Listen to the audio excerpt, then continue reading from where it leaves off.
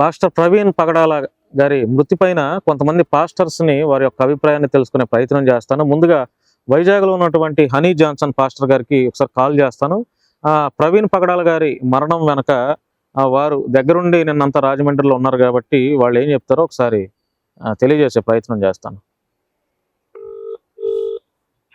Pastor గారు good morning sir. Sir ఇది ప్రవీణ్ పగడాల గారి మరణం వెనక మీకేమైనా ఉన్నటువంటి అనుమానాలు ఏమైనా ఉన్నాయండి? ఖచ్చితంగా ఉన్నాయి సార్. చెప్పండి. ఖచ్చితంగా ఉన్నాయండి భాను గారు. సార్ మరి అది అనుమానాస్పద మృతిగానే ఉందండి. అది యాక్సిడెంట్ గా ఏం లేదు. రెండు రోజుల నుంచి మేము అక్కడ అక్కడ ఆ యొక్క స్పాట్ ని యాక్సిడెంటల్ స్పాట్ గా ఏదైతే అంటున్నారో దాన్ని పరిశీలిస్తే అది అనుమానాస్పద మృతిగానే ఉందండి. నిన్న పోలీసు వారు నిర్ణయం చేసి ఫుటేజ్లు వచ్చి కారు వచ్చి గుద్దిందని అన్నట్టుగా చెప్తా ఉన్నారు. వార్తా కథనాలు కూడా వస్తున్నాయి. అక్కడ సీసీ ఫుటేజ్ లేదు కూడా పూర్తిగా ఏమీ బయటకు రాలేదండి. అవును, 2 వీడియోస్ మాత్రమే రిలీజ్ చేశారు.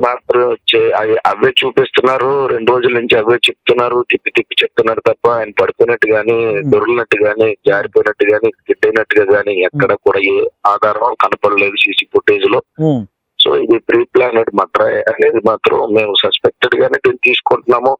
ప్రీ ప్లానెడ్ మర్డర్ అనే మేము అనుకుంటున్నాము. ఖచ్చితంగా ఆ విధంగానే దర్యాప్తు చేయాలని మేము ప్రభుత్వాన్ని కోరుతూ ఉన్నాము, డిమాండ్ చేస్తూ ఉన్నాం. సార్ అంటే షమీ గారు, అంటే ముస్లిం మతానికి చెందినటువంటి షమీ అనే వ్యక్తి నెల రోజుల కిందట నేను చంపేస్తాం, పొడి చేస్తాం, కళ్ళు బీకేస్తాం అని చెప్పి ఒక స్టేట్మెంట్ ఇచ్చాడు. అది ఇప్పటికీ యూట్యూబ్ లో వైరల్ అవుతుంది. అయితే ఈ ప్రవీణ్ పగడాల గారి మరణం తర్వాత నిన్న ఈవినింగ్ షమీ అనే వ్యక్తి, ఎవరైతే పాస్టర్ ప్రవీణ్ పగడాల గారిని చంపేస్తామని వార్నింగ్ ఇచ్చినటువంటి ఆ వ్యక్తి కొంతమంది ముస్లిం మతస్థుల్ని పక్కన పెట్టుకొని ఇది ఈ హత్యకి నాకు ఎటువంటి సంబంధం లేదు, మేము రంజాన్ మాసంలో ఉన్నాం, మేము పవిత్రంగా ఉంటాం, ఇలాంటి మర్డర్స్ చేయాలనే ఆలోచన లేదు, అంత మూర్ఖుణ్ణి కాదు, ఇది కావాలని నా పైన బురద చల్లుతున్నారు, నేను హెచ్చరించినటువంటి మాటలు అయితే వాస్తవమే కానీ హత్య చేసే అంత మూర్ఖుణ్ణి అయితే నేను కాదని ఆయన కూడా ఒక వీడియో చేసి రిలీజ్ చేశారు. సో ఆయన సైడ్ నుంచి అయితే మనకు ఒక కన్ఫర్మేషన్ వచ్చింది ఈ హత్య ఆయన చేయలేదని. తర్వాత ఎవరు చేసి ఉంటారంటారు? అంటే ఇది ఖచ్చితంగా ఇది ఎవరు చేశారు, ఎందుకు చేశారు అన్నది పోలీస్ దర్యాప్తులు తేలాలి.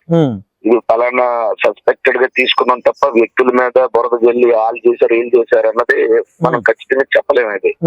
ఇది ఖచ్చితంగా పోలీసు వారు దర్యాప్తు జరిపించి ప్రభుత్వాలు సహకరిస్తూ ముఖ్యమంత్రి గారి ఆధ్వర్యంలో ఈ కార్యక్రమం జరగాలి, ఖచ్చితంగా జరగాలి. ఇది ఇలా వదిలేస్తే పొద్దున ఇది క్రైస్తవులకి హెచ్చరిక చేస్తున్నారు, అందరిని మీద అలాగే చంపేస్తాం, మేమందరూ ఇలాగే ఎవరైతే పాస్టర్స్ ఉంటారో, ఎవరైతే మరి ముందుకు వెళ్తా ఉంటారో, ఎవరైతే యాక్టివ్ గా ఉంటారో క్రిస్టియానిటీ కోసం వాళ్ళందరూ కూడా హెచ్చరిస్తున్నారు. ప్రవీణ్ పగడాల గారి మరణం క్రైస్తవ్యానికి తీరని లోటు అయినప్పటికీ ప్రవీణ్ పగడాల లాంటి వారు ఎవరైతే ఉంటారో, క్రైస్తవ్యాన్ని రిప్రజెంటేటివ్ గా ఉంటారో, క్రైస్తవ్యాన్ని నిలబెట్టడానికి ఉంటారో అలాంటి వారు అందరినీ కూడా ఏరి పారేస్తామని వారు ఈ యొక్క సూచన ఇచ్చారు. వార్నింగ్ ఇచ్చినట్టే వార్నింగ్ ఇచ్చారు. సో దీనికి ఏమి క్రైస్తవ సమాజం ఎప్పుడు వాళ్ళు వార్నింగ్స్ కి ఏమి భయపడిపోయి అదేమి వెనకంజి వేసేసి లేదంటే ఇలాగంటారని చేతులు ముడుచుకొని కూర్చోండి. మేమైతే మాత్రము ఖచ్చితంగా ఈ నిజాలు తేలాలి. కానీ ఒకటైతే అమానుషం ఏదైనా ఉంటే అంత కక్షపూరితంగా అవతల కక్ష పెంచుకున్నారంటే నిజంగా ఎంత మత ఉన్మాదంతో వాళ్ళు ఉన్నారు అన్నది మాత్రం ఖచ్చితంగా ఎంత ఉన్మాదంతో ఉన్నారు. ఏమంటే ఒక మనిషిని చంపడం అంటే ఎంత నిజంగా అది ఎంత పాపం, ఎంత నేచం ఉంది. కనీసం మానవత విలువలు మర్చిపోయి క్రూర మృగాలుగా ప్రవర్తించడం అనేది అసలు భార్య బిడ్డలు ఉంటారు. ఏదైనా ఆయన ఎవరికి ద్రోహం చేసిన వ్యక్తి కాదు. వాళ్ళని ఏమైనా ఆ లాస్ట్ తీసుకున్నాడా లేకపోతే వాళ్ళు ఏమైనా ఇబ్బంది పెట్టాడంటే ప్రజల్ని చైతన్యపరిచిన ఒక మంచి క్రైస్తవ నాయకుడు అలాంటి వ్యక్తి మీద టార్గెట్ చేశారంటే ఖచ్చితంగా ఇది మత ఉన్మాదపు చర్య.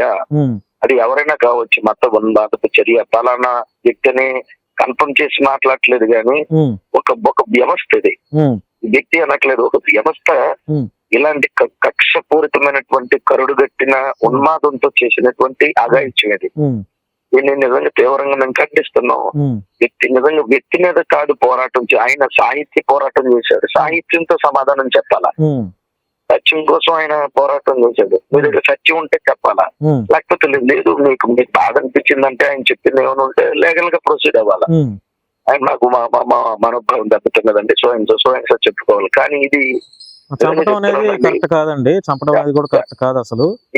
ఎంత బాధాకరమైన విషయం ఏంటంటే దీన్ని ఒక టెర్రరిస్ట్ లాగా బిహేవ్ చేస్తున్నారండి ఉన్మాదులు. ఒక టెర్రరిస్ట్ అందరం మనుషులమే అనేది మర్చిపోయారండి. మానవత్వం పోయింది సార్, మానవత్వం పోయి మతోన్మాదం వచ్చిందండి. మానవత్వం పోయింది మతోన్మాదం.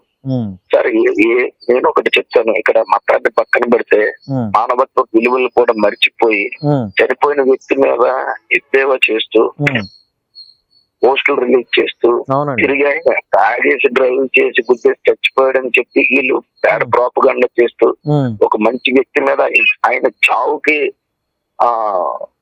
బాధ వ్యక్తపరచకపోగా తిరిగి మరలా బురద జల్లుతూ మాట్లాడుతున్న ఇదంతా ఎంత ఉన్మాదం అండి.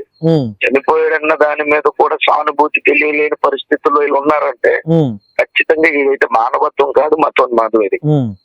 ఇది ఉన్మాదపు ఛాయలు. ఇవన్నీ కూడా భారతదేశానికి ఇది శ్రేయస్కరం కాదు.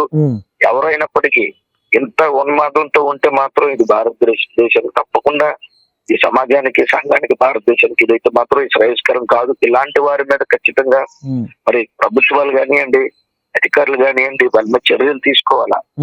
ఇలా వీళ్ళుంటే ఇలాంటి ఈ రాడికల్స్ గా తయారైతే ఈ కమ్యూనల్ వైలెన్స్ ఎక్కువ అవుతాయండి.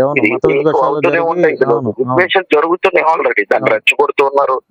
ఏంటి ఇప్పుడు ఆయన చనిపోయాడని చెప్పి అందరూ సంఘీభావం తెలియజేయడానికి వచ్చారు. పోలీసు వారు లాఠీ చార్జీ చేసిన అధికారులకి లోబడి ఎవరి మీద తిరుగుబాటు చేయకుండా, వాళ్ళు ఒకవేళ కొట్టిన అంతమంది జనం ఉన్నా సరే తిరుగుబాటు చేయకుండా అధికారులు ఆ మీద మాకు చెప్పారు, నిలువరించారు అనుకుని అందరూ వచ్చారు తప్ప ఎవరు కూడా వ్యతిరేకించకుండా అడిగారు, ఎవరు విప్పారు, గలం విప్పారు, హాస్పిటల్లో న్యాయం చేయండి అన్నారు. మీకు న్యాయం చేస్తామని అన్నారు, న్యాయం చేస్తామని ఎదురు చూస్తున్నాం తప్ప ఏ ఉన్మాద స్థాయిలకి పలానా వాడని, పలానా చేశాడని, పలానా వాడు అన్నాడని, పలానా వాడు ఇలాగన్నాడని వాళ్ళ మీద మేము అనలేదు, ఎవరిని కొట్టలేదు కదండి, ఎవరిని ఏం చేయలేదు కదా, మేము వైలెన్స్ ఏం చేయలేదు కదా. బాధలో ఉన్నాము, ఆయన లేడు అనే బాధలో ఉన్నాం. సో బాధల్లో ఉన్న వారి మీద ఇంకా బురద జల్లుతో భయంకరమైన ఇలాంటి పోస్టులు పెట్టి ఇలాంటి మాట్లాడటం నిజంగా ఉన్మాద చర్య. ఇప్పుడు మీ క్రైస్తవ పాస్టర్లు అందరూ ఇప్పుడు అంటే ఏం చేయబోతున్నారండి? మీ యొక్క ప్లానింగ్ ఏంటి? దేని మీదకైతే బ్రదర్ గారు ఒక మాట, మీకైతే ఒక మాట చెప్తాను. మేమైతే మాత్రం సత్యం కోసం పోరాడతాము. మేము ఖచ్చితంగా ప్రభుత్వం 2 తెలుగు రాష్ట్రాల్లో ఆయన ఈ యొక్క తెలంగాణలో కానివ్వండి, ఆంధ్రాలో కానీ ఖచ్చితంగా 2 తెలుగు రాష్ట్రాల్లో ఉన్న సీఎంలు స్పందించాలి. ఈ విషయం ఖచ్చితంగా దర్యాప్తు జరిగించాలి. ఒక వ్యక్తి మీద ఇంత అమానుష దాడి జరిగినప్పుడు మరి ప్రభుత్వాలు స్పందించకపోతే, మరి ప్రభుత్వాలు నడిపించే నాయకులు స్పందించకపోతే, అధికారులు స్పందించకపోతే ఇవేళ కంటిన్యూ అవుతూనే ఉంటాయి. కమ్యూనల్ వైలెన్స్ పెరుగుతూనే ఉంటాయి. ఇలా పెరుగుతూ ఉన్నప్పుడు సమాజంలో భయానక వాతావరణం నెలకొంటది. అవునండి. రాజ్యాంగానికి వ్యతిరేక కార్యాలు, చట్టానికి వ్యతిరేకమైన కార్యాలు జరుగుతాయి. రేపు మనుషుల మధ్య విద్వేషాలు రేగుతాయి. లౌకికవాదం అనే పదం పోతది. కేవలం అంటే ఉన్మాదపు ఛాయలతోనే ఇక్కడ ఒక ఎలా అంటే మన దేశం ఒక తాలిబాన్ లా తయారవుతుంది. మన దేశం ఒక మత విద్వేష దేశంగా తయారవుతుంది. ఇది ఆగాలి. దీనికోసం మేము ఖచ్చితంగా పోరాడతాం. దీనికోసం అయితే మాత్రం మేము పోరాడతాము. ఎవరిని విడిచిపెట్టేది లేదు, న్యాయ పోరాటం చేస్తాము. మీ అందరూ ఎవరైతే ఉన్నారో మీ మీడియా అండ కూడా మాకు కావాలి. సత్యాన్ని బయటకు తీసుకుని వెళ్ళాలి. భాను గారు నేను మాట్లాడతాను మీతో ఈ విషయమైన వల్ల. మీరు నన్ను ఎప్పుడు పిలిచినా ఈ విషయం ఇంకా మేము మాట్లాడుతాం. ఈ రోజు కార్యక్రమం అయిపోయాక కుదిరితే రేపు స్టూడియోలో మరొకసారి మీతో ఇంకిద్దరు పాస్టర్ తో ఇంటర్వ్యూ చేస్తాను సార్. దీని గురించి తెలియజెప్పాలి సమాజానికి. ఖచ్చితంగా ఈ విషయం అయితే మేము తీవ్రంగా ఖండిస్తున్నాం, తీవ్రంగా నిరసిస్తున్నాం. ఈ విషయం మేము ఖచ్చితంగా ఉద్యమిస్తామండి. తప్పకుండా సార్, తప్పకుండా. Thank you sir, thank you. మీ ప్రోగ్రామ్ అంతా అక్కడ ఫ్రీ అయ్యాక నాకు ఒకసారి కాల్ చేయండి సార్. కుదిరితే ఇంటర్వ్యూ ప్లాన్ చేద్దాం రేపు. తప్పకుండా అండి. థ్యాంక్ యూ అండి. నమస్తే సార్, థ్యాంక్ యూ. ఓకే, నమస్తే అండి. నమస్తే. సో ఇది పాస్టర్ హనీ జాన్సన్ గారు ఆయన ఎలా స్పందించారనేది చేశాను.